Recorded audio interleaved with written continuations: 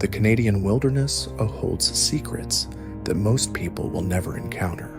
Dense forests stretch for thousands of miles, hiding trails that haven't seen human footsteps in decades. But there's one particular path deep in the heart of Alberta that locals refuse to discuss. A trail that seems to call out to those who stumble upon it, drawing them deeper into the woods with promises they can't resist.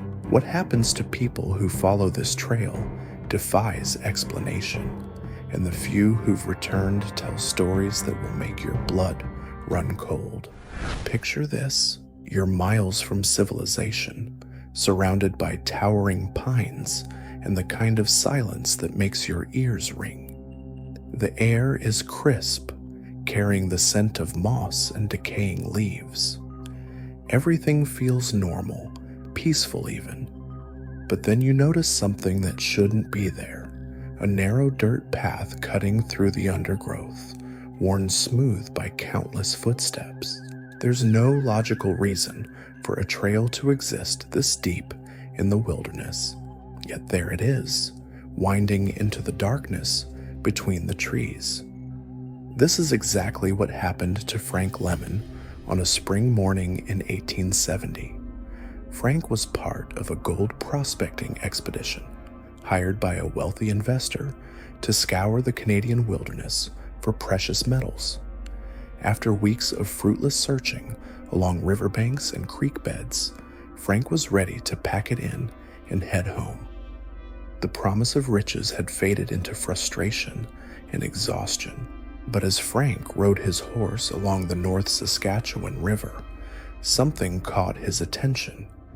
There, barely visible through the thick forest, was that mysterious trail. It seemed to beckon him, pulling at something deep in his mind. Frank couldn't explain the overwhelming urge he felt to abandon his group and follow that path into the unknown. His best friend, a man known only as Blackjack, noticed Frank had stopped. The two men exchanged glances, and without a word, they made a decision that would change their lives forever. They turned their horses away from the safety of the group and headed into the forest, following a trail that seemed to have a mind of its own. What Frank and Blackjack didn't know was that they were about to become part of a pattern that had been repeating for generations. The trail they were following wasn't just any ordinary path through the woods. It was something far more sinister, something that had been claiming victims long before they arrived and would continue claiming them long after they were gone. As the two friends rode deeper into the forest, the trees seemed to close in around them. The canopy grew thicker, blocking out most of the sunlight and casting everything in an eerie twilight. But it wasn't just the darkness that unsettled them. Both men began hearing things that shouldn't have been there. Whispers carried on the wind, footsteps crunching through leaves behind them, voices that seemed to come from everywhere and nowhere at once. Every time they turned to look, they found nothing but empty forest. Yet the sounds persisted, growing louder and more distinct as they traveled further from civilization. Frank felt his skin crawl as the whispers seemed to form words, though he couldn't quite make out what they were saying. Blackjack's usual easy smile had disappeared, replaced by a look of growing unease. Hours passed as they followed the winding trail deeper into the wilderness. The path seemed to know exactly where it was going, leading them through the densest parts of the forest with purposeful determination. Neither man suggested turning back, though both were beginning to feel the weight of their decision pressing down on them like a physical presence. Then they reached the stream. Crystal clear water bubbled over smooth stones, creating a peaceful melody that should have been comforting. Frank dismounted and knelt by the water's edge, to fill his canteen. As he dipped the container into the stream, something glittered in the depths. His heart nearly stopped as he realized what he was looking at. Gold. More gold than he had ever seen in his life. Nuggets the size of pebbles lay scattered across the stream bed, catching what little sunlight filtered through the trees. Frank's hands trembled as he called Blackjack over, his voice barely above a whisper. Both men stared in stunned silence at the fortune lying just beneath the surface of the water. But this was only the beginning. Following the stream upstream, they discovered something that made their initial find look like pocket change. Massive veins of gold ran through the rock face, where water cascaded down from higher ground. This wasn't just a lucky strike. It was the mother lode, a deposit worth more money than either man could comprehend. The discovery should have been cause for celebration. Frank and Blackjack had stumbled upon wealth beyond their wildest dreams. But as they stood there, staring at the golden veins embedded in the rock, a terrible realization began to creep into their minds.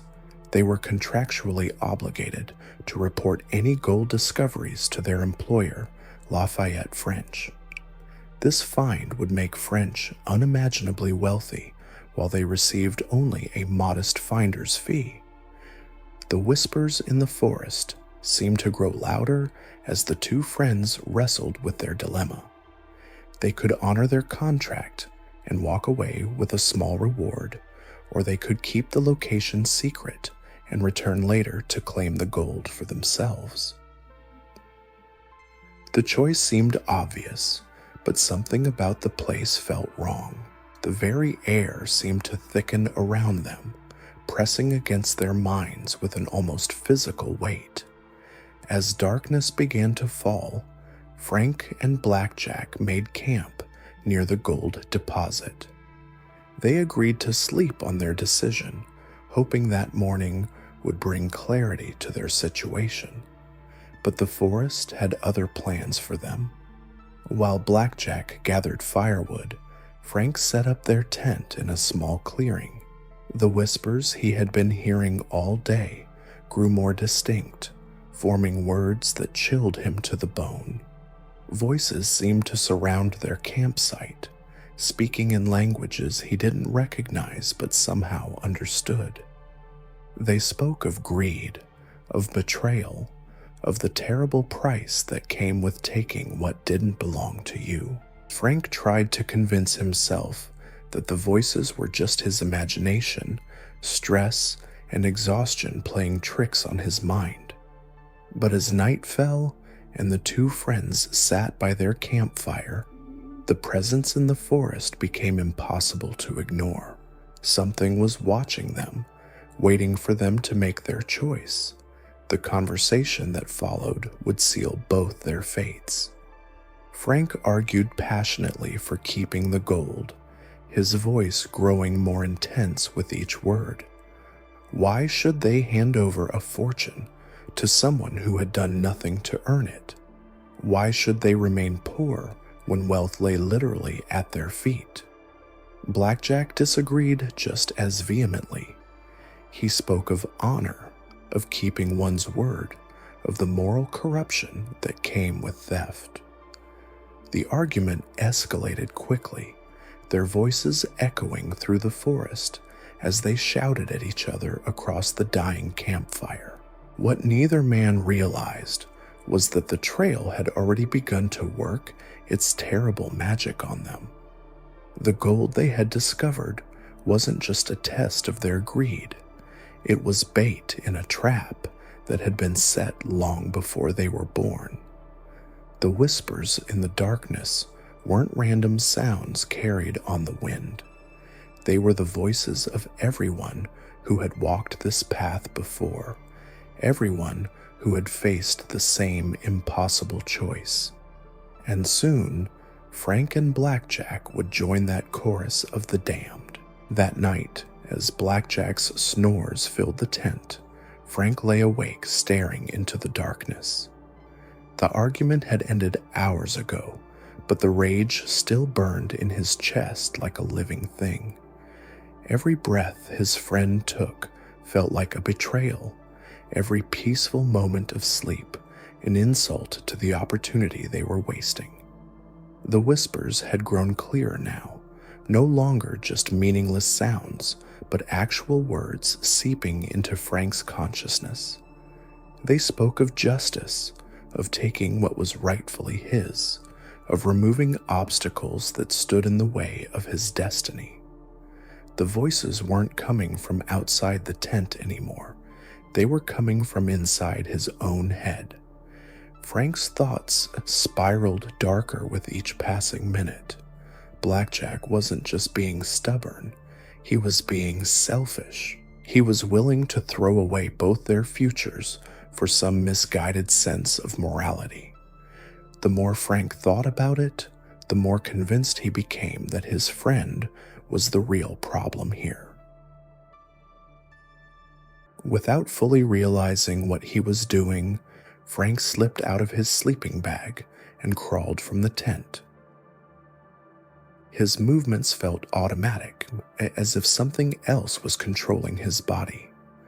The camp axe lay beside their gear, its metal head gleaming in the dying firelight. Frank's hand closed around the wooden handle, and for a moment, clarity returned. What was he thinking? This was Blackjack, his best friend since childhood. They had shared everything together, trusted each other with their lives.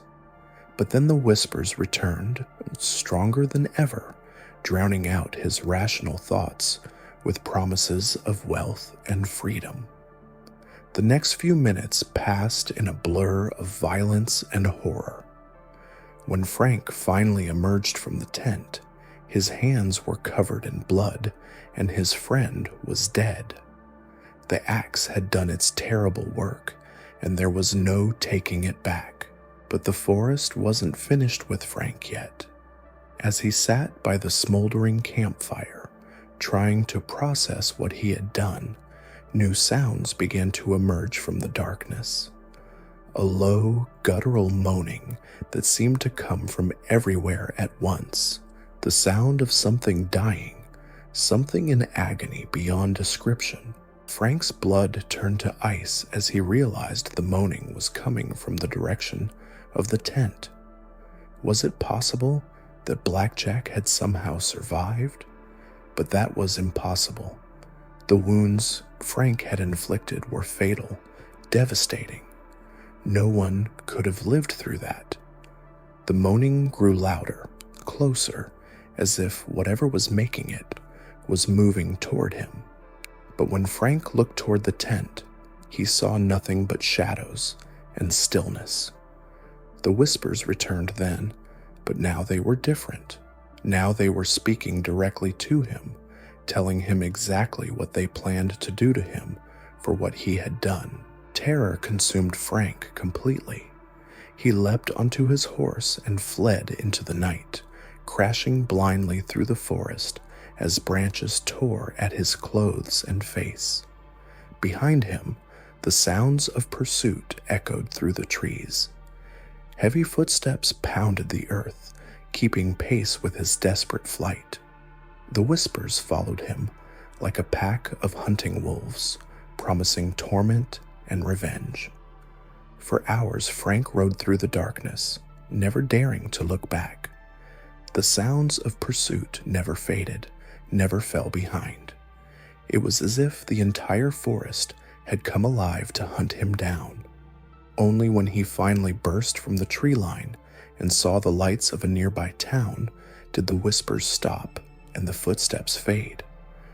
Frank's first instinct was to find sanctuary, and he made his way to the local church. There he waited until dawn, when the priest arrived to find a blood-soaked, wild-eyed man begging for protection from a ghost. The priest listened to Frank's rambling confession with growing fascination. While he was horrified by the murder, His attention kept returning to one detail: the gold. Somewhere out in that forest was a fortune beyond imagining, and all it would take was someone brave enough to claim it. The priest convinced Frank to leave town while he dealt with the situation. He would find Blackjack's body, give it a proper burial, and put the ghost to rest. Frank, desperate for any hope of salvation, agreed and fled into exile. But the priest had no intention of performing any burial rites. He sent his friend, John McDougal, into the forest to dispose of the evidence and locate the gold mine. What John found at the campsite defied explanation. Blackjack's body was there, exactly as Frank had described, but the forest around it felt wrong in ways that made John's skin crawl. As John dug a hasty grave, the whispers began again.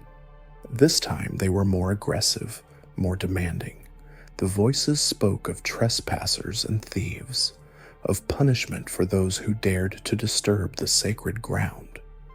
John's hands shook as he worked, every instinct screaming at him to run.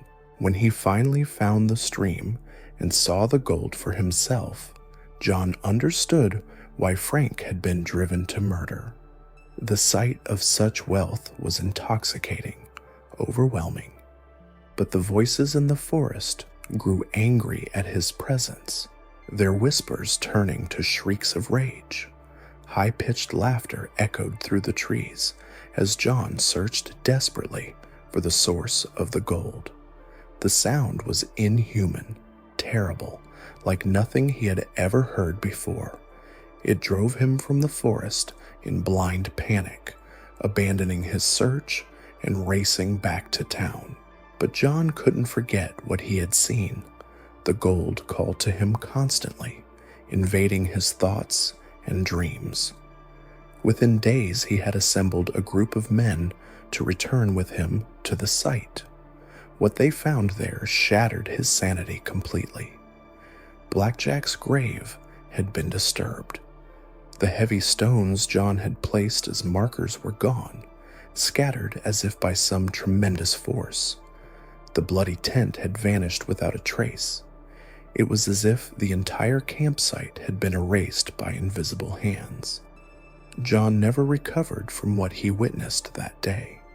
He returned to town and drank himself to death within a week, babbling about ghosts and curses until the alcohol finally stopped his heart.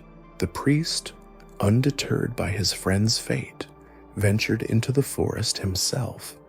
He never returned. Search parties found only the charred remains of the trail, destroyed by a forest fire that had burned with supernatural intensity.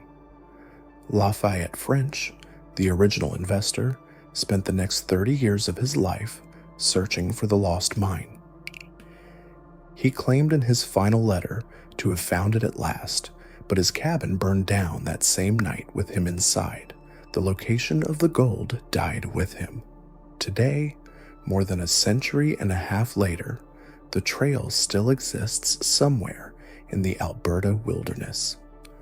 Local indigenous peoples speak of it in hushed tones, calling it a cursed place where the spirits of the greedy are trapped forever.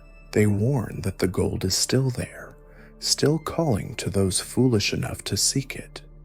But everyone who has tried to find it has met the same fate. Some disappear entirely, swallowed by the forest without a trace. Others return as broken shells of their former selves, their minds shattered by whatever they encountered in those dark woods. The whispers still echo through the trees, adding new voices to their eternal chorus. And somewhere in that haunted forest, Blackjack's spirit continues its vigil, ensuring that the cursed gold remains forever beyond the reach of mortal greed. The trail is still out there, waiting for the next group of treasure seekers to stumble upon its hidden path. But those who know the truth understand that some secrets are meant to stay buried, and some paths should never be walked. Because in the end, the gold isn't the real treasure the forest is protecting. It's the souls of everyone who has ever set foot on that accursed trail, trapped forever in a prison of their own making.